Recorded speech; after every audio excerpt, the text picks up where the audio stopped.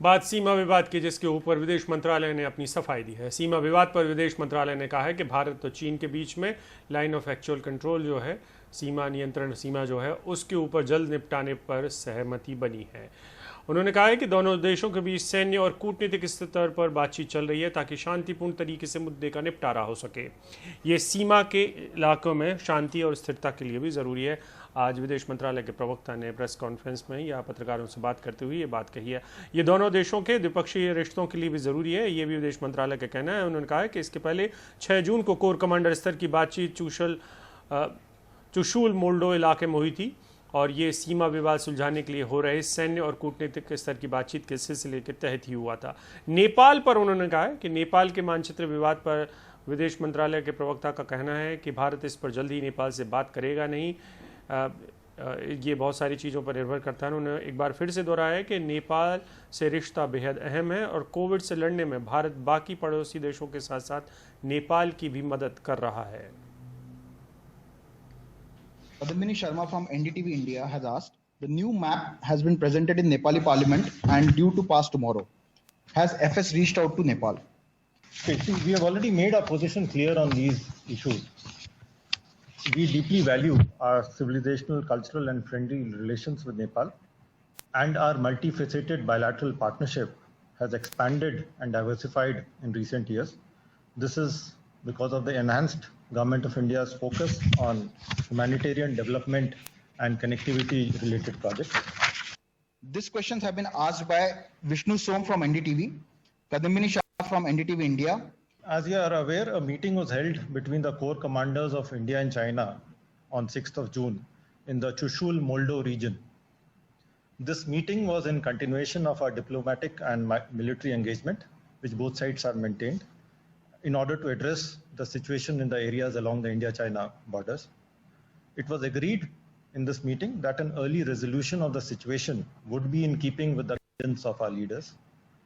The two sides are therefore maintaining their military and diplomatic engagements to peacefully resolve the situation at the earliest, as also to ensure peace and tranquility in the border areas. This is essential for the further development of India-China bilateral relations. हमारे साथ हमारी सहयोगी कादम्बिनी शर्मा मौजूद हैं। Piece और शांति की हम बात करें, शांति बनी रहे एलएसी पर, लेकिन कादम्बिनी मैं आपसे समझना चाहूंगी कि उत्तर प्रदेश के मुख्यमंत्री ने भी नेपाल का जो ये मैप सामने आया था उस पर टिप्पणी की थी। नेपाल में भी वहां पे इस पर टिप्पणी बाकायदा वापस की गई है।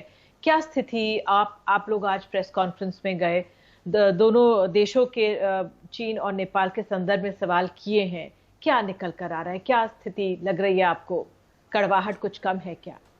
देखिए, जहाँ तक चीन का सवाल है, वहाँ पर आपने कल अगर देखा होगा तो चीन का जो विदेश मंत्रालय है उसके प्रवक्ता ने कहा कि एक कंसेंसस पर हम पहुँच गए हैं। लेकिन कंसेंसस की बात आज यहाँ पर जब यहाँ भारत के विदेश मंत्रालय की तरफ से ब्रीफिंग हुई तो ऐसी नज़र नहीं आई। यही कहा गया कि दोनों नेताओं के मार्गदर्शन में एक शांतिपूर्ण हल निकालने की कोशिश हो रही है और साफ तौर पर इसमें वो कंसेंसस वाली बात नज़र नहीं आई। लेकिन ये ज़रूर है कि बातचीत ज़रूर लगातार चल रही है। पहले भी ये कहा गया था कि बातचीत जारी रहेगी कूटनीतिक स्तर पर और सैन्य स्तर पर, तो वो लगातार चल रही है, इस बात की तस्दीक हो गई है।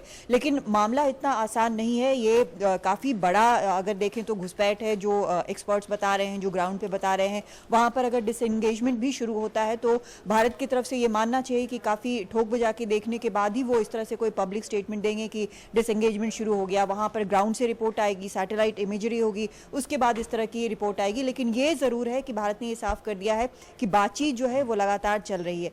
जहाँ तक नेपाल का सवाल है निधि, वहां पर कल आपको बता दूं कि जो नया मानचित्र है वो वहां पर पास होने की कल उम्मीद है, पार्लियामेंट में इंट्रोड्यूस किया जा चुका है। बताया जा रहा है कि जो नेपाली कांग्रेस है वो भी अब साथ में है, तो अब इसको पास कराने में हालांकि केपी ओली के पास 2/3 इसमें मेजॉरिटी नहीं था, लेकिन अब नेपाली कांग्रेस ने जब कर दिया है तो वो भी हो गया है, बहुत आसानी से पास हो जाएगा। सूत्र ये भी बताते हैं कि वो इस बात के लिए काफ़ी चाहते हैं कि इस पर एक भारत से बातचीत हो। लेकिन भारत की तरफ से जो हमने सवाल पूछा यहाँ पर विदेश मंत्रालय के प्रवक्ता से कि क्या जो विदेश सचिव हैं उन्होंने कोई पहल की है या भारत की तरफ से कोई पहल की गई है बातचीत करने के लिए, तो उसका कोई सीधा जवाब नहीं मिला। तो साफ तौर पर अभी भी लगता नहीं है कि बातचीत सीधे साफ तौर पर आमने सामने नहीं हो रही है, जबकि नेपाल जो है इसके लिए कीन है और एक बार जब ये पास कर जाएगा तो ये समझना होगा कि एक और सीमा विवाद जो है वो लगातार बढ़ता जाएगा। एक संक्षेप में जवाब चाहूंगा कादिमनी की, दो आपके पड़ोसी हैं और एक छोटा पड़ोसी है, एक बहुत बड़ा पड़ोसी है, और दोनों आपको आंख दिखा रहा है और ये मुद्दा अब भारत में राजनीतिक रूप पकड़ने लगा है।